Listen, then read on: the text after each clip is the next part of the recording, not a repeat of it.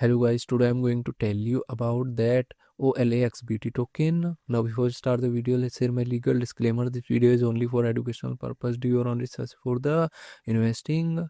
According to the white paper, OLXBT AIO is a decentralized AI trading layer that provides retail investors with AI powered market intelligence and automated trading tools to level the informational playing field. AI powered trading layer. It aggregates and analyzes on-chain data, micro indicators, and social sentiment to generate actionable trading insights and alpha no-code agent ecosystem. Users can create, customize, and deploy autonomous trading agents without coding using a modular protocol called MCP. Native Utility Token. The AIO token facilitates payments, access to premium features, rewards within the ecosystem, and future governance. OLXBT project institution rating is 4.5.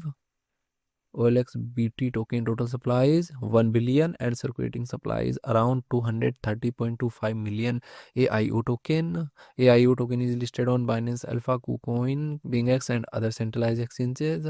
If I share my opinion with you, then this project up to 75% chances is that it is a legit or good project. So guys, don't take my opinion as a financial advice. Do your own research for the investing. Thanks for watching.